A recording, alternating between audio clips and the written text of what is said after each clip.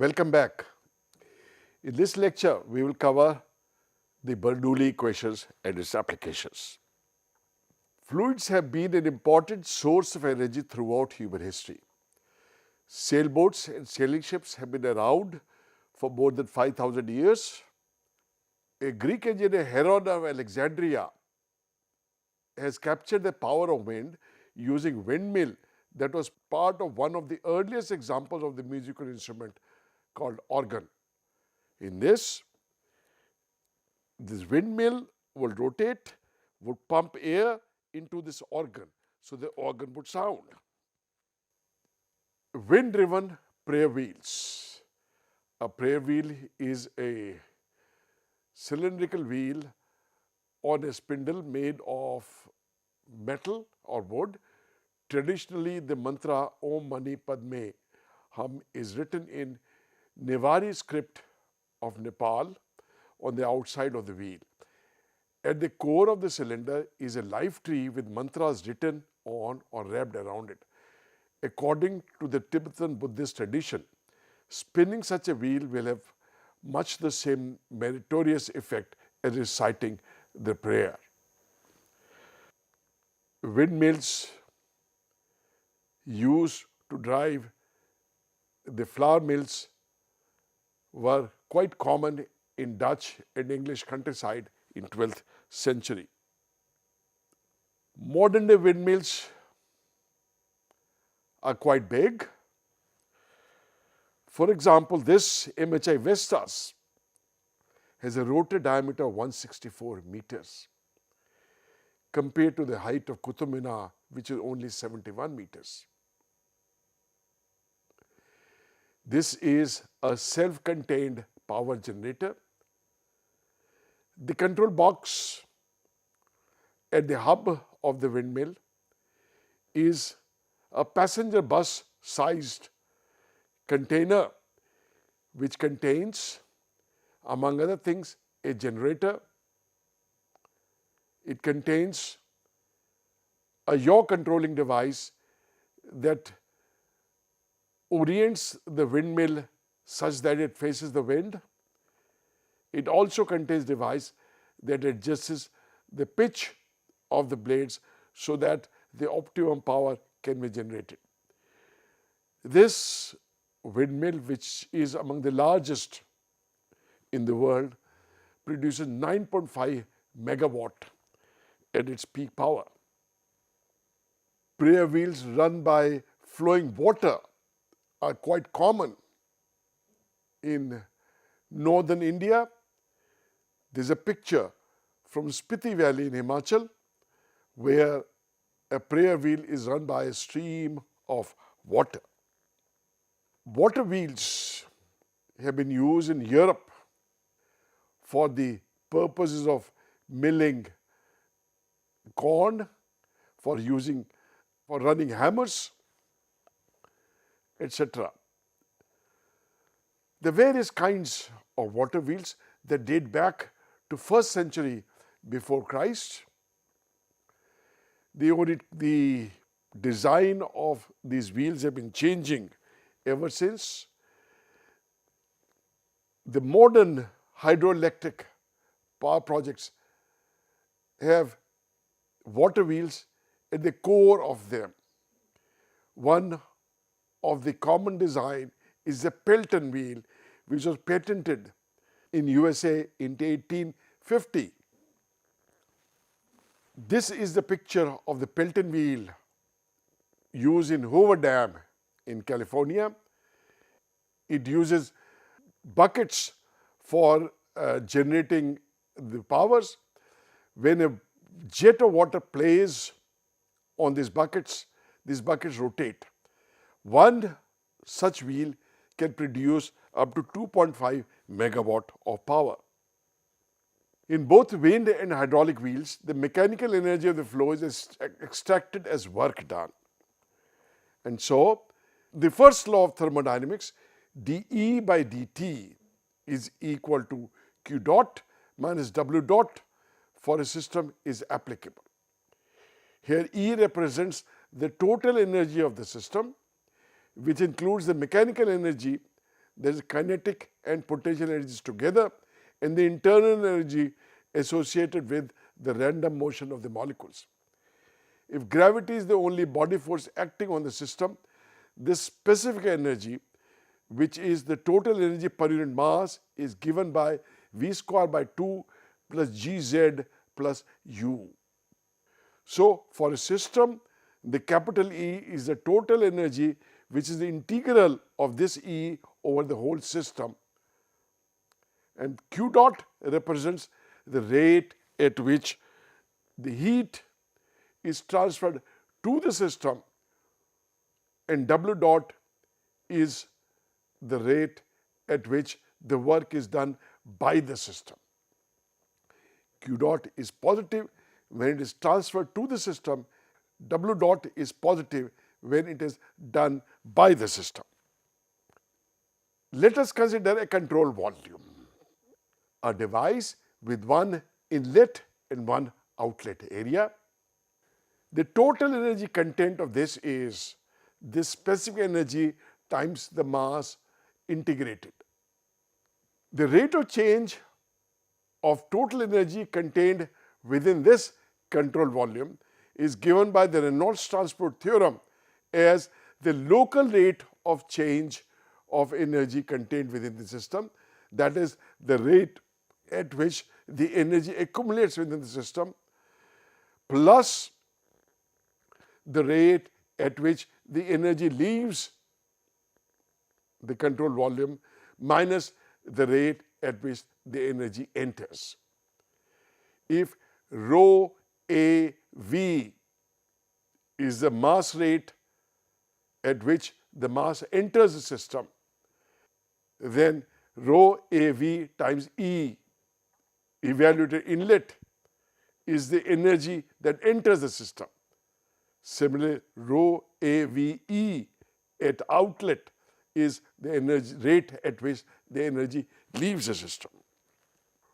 For steady flow, the rate of accumulation is 0, and so dE by dt, the material rate of change of energy associated with the control volume, is nothing but the net outflux of energy from the system, and which should by first law of thermodynamics be Q dot minus W dot.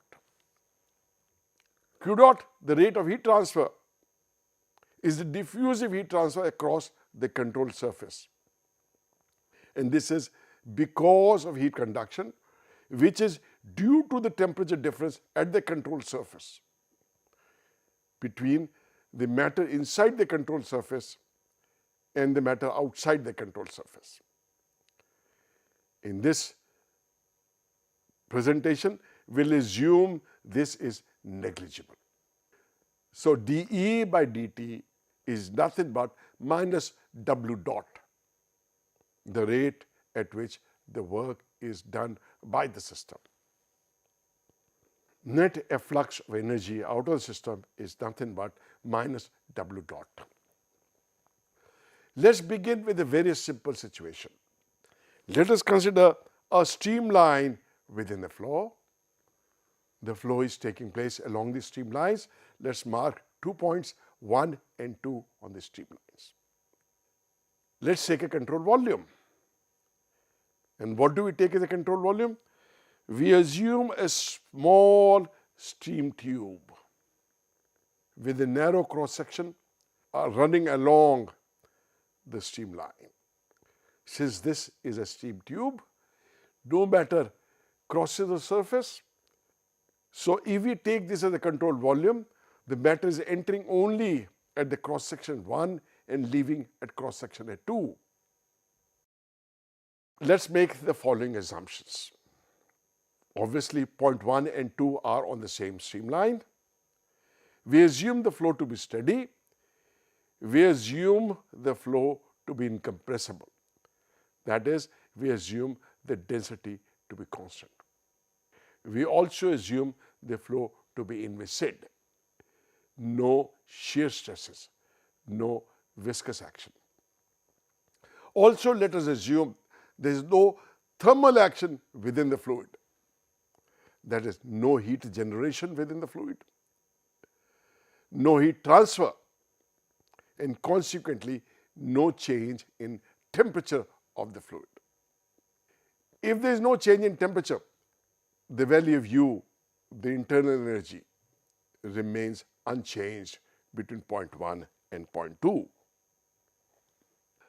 So now the first law of thermodynamics reduces to the net efflux of energy across point 1 and 2 is equal to minus of the net work done by the system. Let us now consider the work done. Work done by shear stresses. First of all, there are no shear stresses. We assume the flow to be inviscid, so there is no work. Work done by normal forces, which are pressure at the inlet and outlet, can be determined thus. At the inlet, the force of pressure is P1A1 and the velocity of the fluid is V1. So the rate of doing work is P1A1 V1. Is this the work done by the system or on the system? Clearly, this is the work done on the system because this pressure is pushing the fluid into the control volume. So this is negative. That's why we put a negative sign in front. At the outlet, the pressure is P2, the force is P2A2, and the velocity is V2.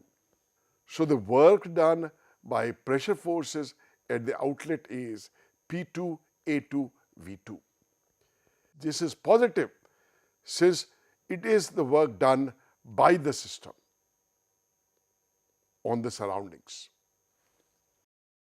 So the energy balance equation is this, in which we notice that rho AV at outlet is equal to rho AV at inlet because of mass balance.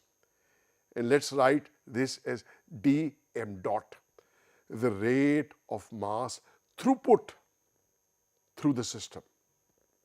And if we use this in the energy equation, we get W dot, which is P2A2 into V2 minus P1A1 into V1, and it can be written as P2 dm dot divided by rho 2 minus P1 dm dot divided by rho 1. This W dot, the net work done by the system.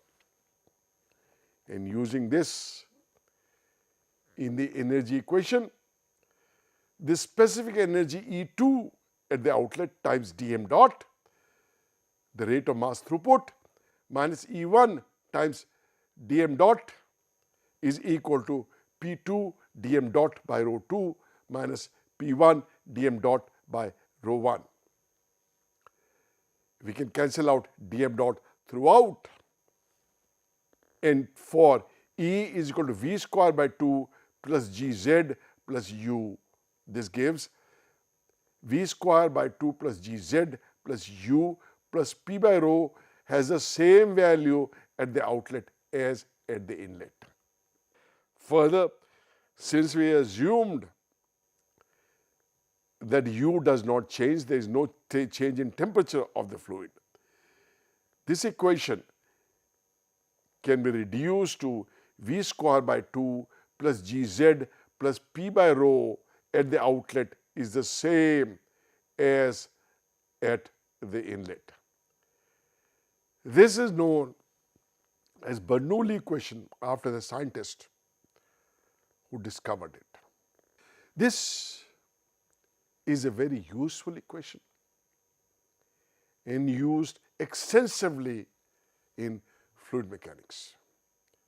In the next couple of lectures, in this lecture, we would be interested in applying this equation to various situations. It is so commonly used that many times we make wrong applications of this equation. Notice that this equation came with a lot of conditions, a lot of assumptions. If any of these assumptions is not met, the equation cannot be applied.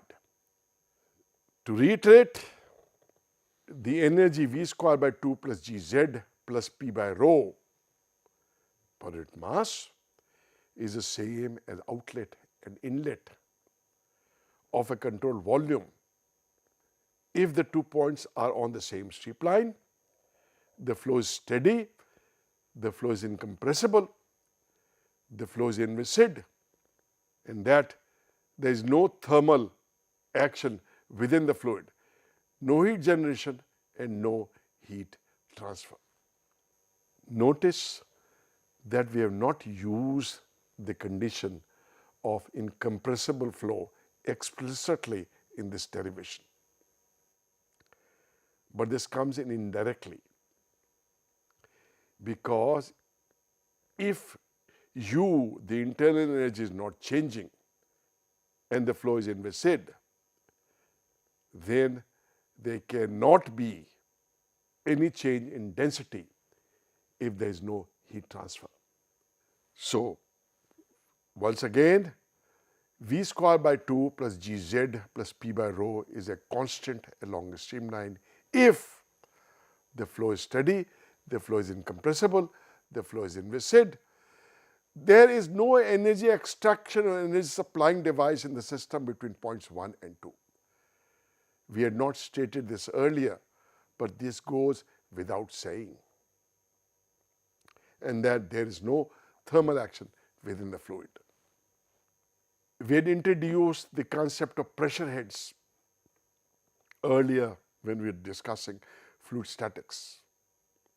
Now, in this Bernoulli equation, each of the term V square by 2, Gz and P by rho represents energy per unit mass with the units of joules per kilogram or meter square per second square.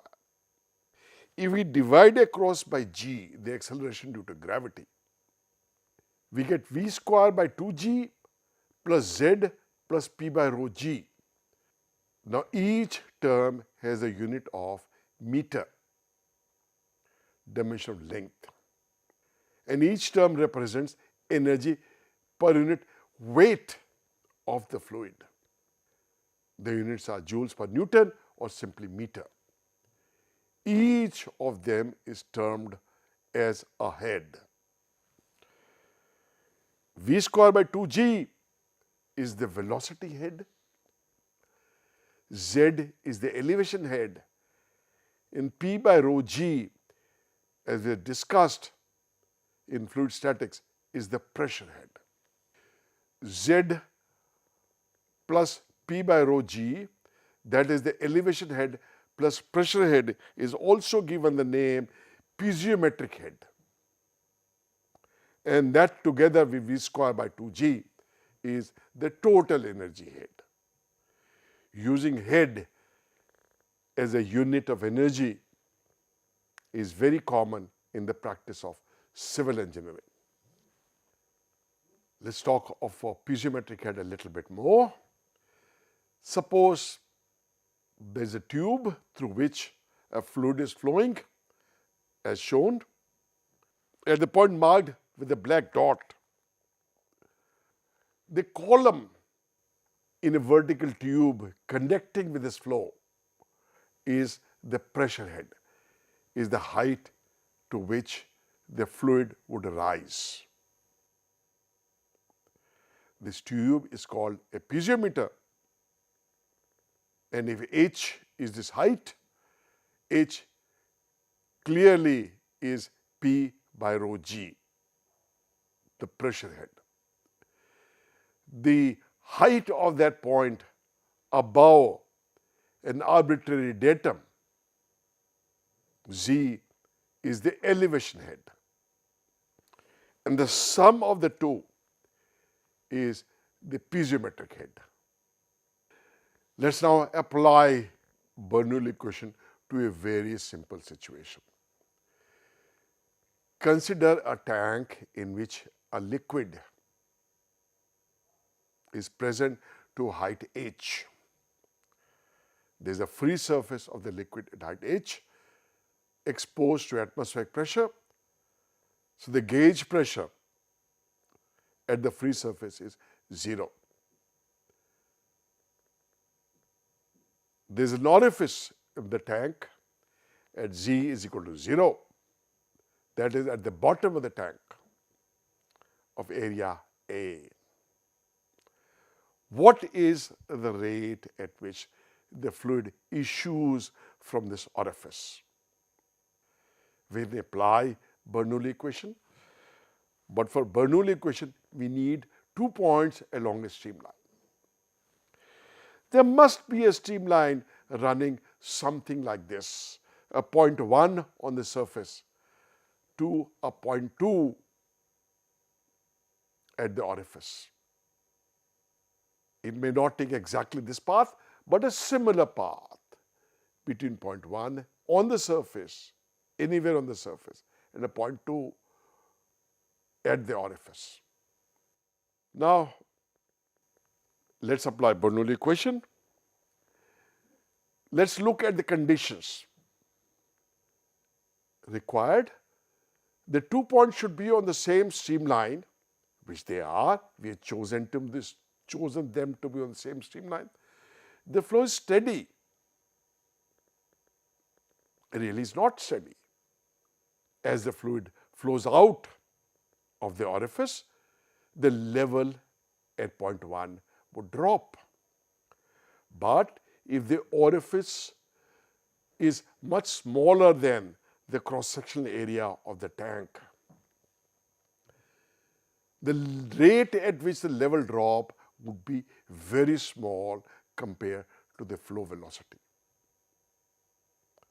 So the flow can be taken as quasi-steady, not truly steady, but for the purposes of applications at any given instant, it may be assumed as if the flow is steady, quasi-steady. The flow is incompressible. We are assuming a liquid, so the flow can be assumed to be incompressible. The flow is inviscid. Let's assume this to be inviscid. Any deviations would come as an error. We will discuss much later that the viscous stresses would be very small in this flow, but that is for later. There is clearly no energy extraction, energy supplying device between points 1 and 2,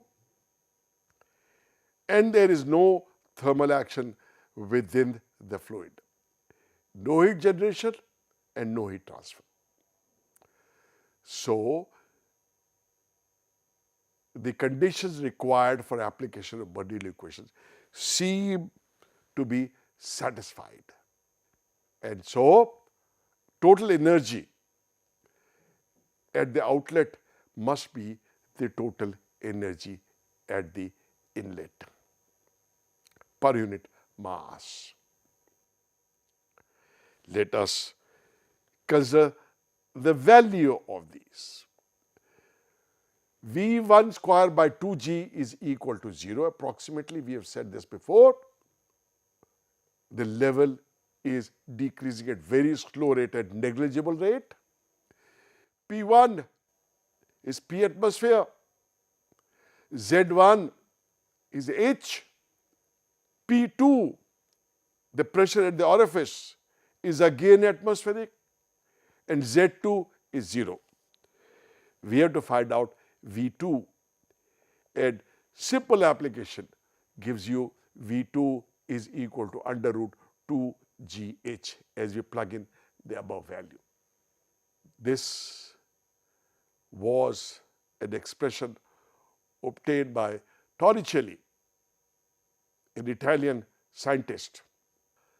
The velocity at the outlet varies at square root of H, the level of the liquid within the tank. So what is the volume flow rate of the fluid out of this orifice? V2 times the area of the orifice, A2.